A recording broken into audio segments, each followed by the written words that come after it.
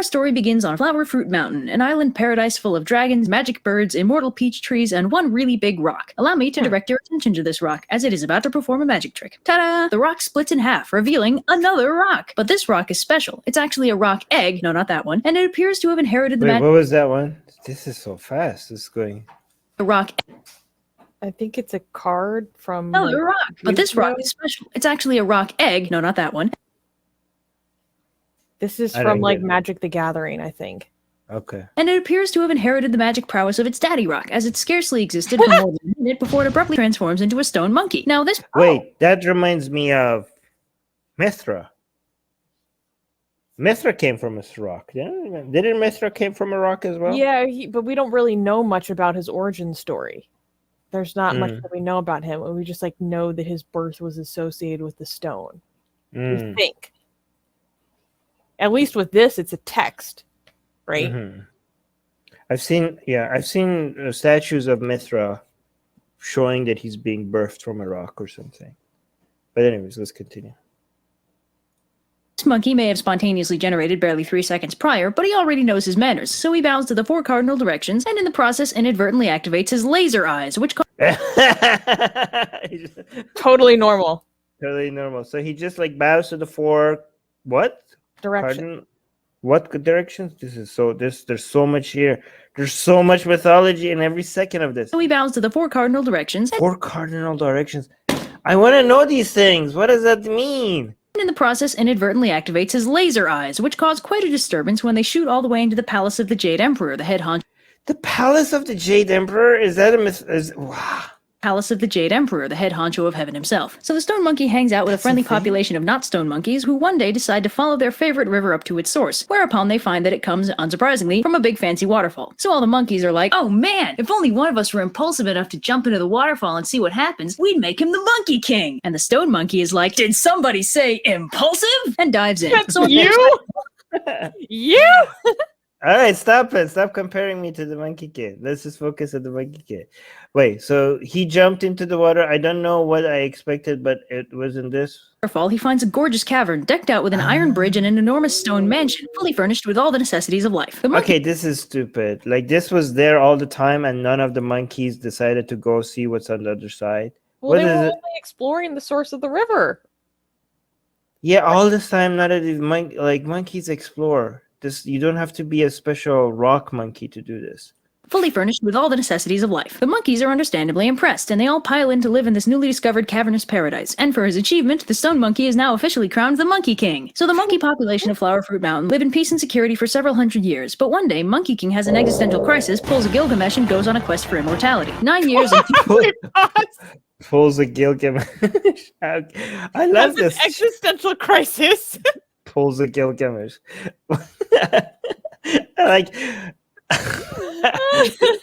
this is such a great channel. I'm hooked. We're gonna do more reviews of this. Well, this is only part 1. Yeah. Okay, wait. Goddess Katie saying it is said that he came from a rock because of the particular sculpture, but we don't have any conclusive evidence. You're talking about okay. Mithra. Talking about Mithra. Okay, cool. Interesting. Cardinal direction means the standard directions, 4 basics: north, south, east, west, farther. Wait, can I try that? I want laser eyes.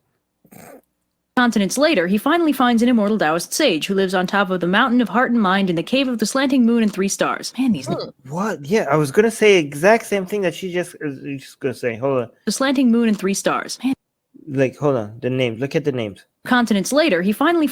So wait, what happened? So he pulled a Gilgamesh, he went to adventure. Gilgamesh and goes on a quest for immortality. 9 years and 2 continents later, he finally finds an immortal Taoist sage who lives on top of the mountain of... A Taoist sage. Immortal Taoist sage? Did he say? Immortal sage. Okay, yeah. Taoist sage. God damn it. So, okay. Sage who lives on top of the mountain... Who lives on the top of the mountain of hearts and mind. Of heart and mind in the cave of the slanting moon and 3... The cave of the slanting moon and 3 stars. What the hell what do these mean? stars. Man, these names are a mouthful. So the immortal sage Yeah. Subodhi takes on the Monkey King as one of his disciples, and he gives him a new name, derived from a large number of increasingly complex character traits, and long story short, his name is now Sun Wukong. So after a 7-year training montage, Subodhi finally teaches Sun Wukong a way to become immortal, which Wukong starts practicing. Another 3 years go by, and Sun Wukong is feeling pretty good about life. He's practicing the Tao, he's functionally immortal, and life is good. But Subodhi warns him that he's not out of the woods yet. Turns out, the Court of Heaven doesn't actually approve of this method of immortality, and will send down 3 calamities in an effort to kill him, one every 500 years. First, they'll strike him with lightning. Then later, if that didn't work, they'll set him on fire. And finally, if neither of those do the trick, they'll straight up disintegrate him. This understandably wigs out Sun Wukong, but Subodhi offers to teach him the art of the earthly multitude, which will let him transform into 72 different things. With this, the 3 calamities won't be able to touch him. He also teaches Wukong how to fly, just Wait, because. pause. Unsurprising. Okay, but none of this is in Taoism. Where are they getting all this from? Folk religion? I'm guessing. But that was sage. Taoist sage don't know how to do that. I don't know. Does it? You don't know that. I don't know that. Okay. So he's a shapeshifter is one of the ways to fight these trials. That's one thing he's gotten. Mm-hmm. Yeah. That's how you do. That's how you escape gods, by being a shapeshifter. Well, that's Okay. one of the ways that he. This. Wait, am I? Is it accurate for me to refer to those immortals as gods? They No. live in heaven. Okay. They're So just there's like people in heaven, and then there's other people who are immortal. That doesn't make them a god. attaining immortality is an aim of Taoism. Wow. Okay. Interesting. I mean, they said functionally immortal, meaning like ageless. Kushik is saying seems like a conflict of Buddhism and Taoism. Taoist sage taught him immortality, so he gets punished. Wait, where did the immortals in heaven? Were the jade, whatever? Were they from Taoism, or was that from Buddhism? Taoist sages knows all sorts of magical techniques, basically powerful. Interesting. Okay. You can say celestial beings. Okay, but celestial beings, these which mythology, where are they coming from? Taoism, Chinese folk mythology, Buddhism. This is so confusing. As per some Hindu texts, Hanuman is also immortal, and some devotees believe that Hanuman is living among them undercover. Interesting. Oh, here. Jade Emperor also practices the Tao. So it's Tao versus Tao. Jade Emperor is an important Taoist deity. Interesting. Well, somebody says Buddhism. All right, okay. But unsurprisingly, what happened? Giving awesome cosmic powers to a suicidally pause. impulsive magical monkey.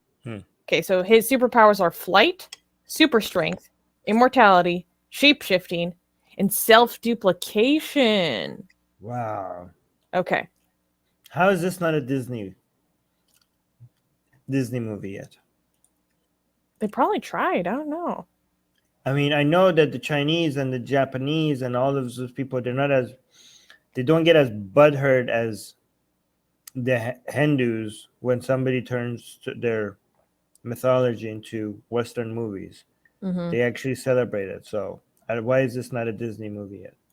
But, unsurprisingly, giving awesome cosmic powers to a suicidally impulsive magical monkey leads to some wacky hijinks, and Master Subodhi has to kick him out so he won't accidentally reveal his secret teachings. Hey guys, if you're a fan of blasphemy and sexy Kali, like me, then that means that you probably want more blasphemous art. Well, I have good news for you. If you subscribe to our newsletter, link in the description below, then you get a free booklet of some of the tastiest blasphemous art available today. So, if you want some of this delicious blasphemy, and we're so generous that we update it for you guys weekly for free, all you have to do is sign up for our newsletter below. You can also go to blasphemousart.com/ebook. That's blasphemousart.com/ebook. Sign up with your email, and you get free gifts of this tasty blasphemy. What could be better? So make sure you sign up. Link below.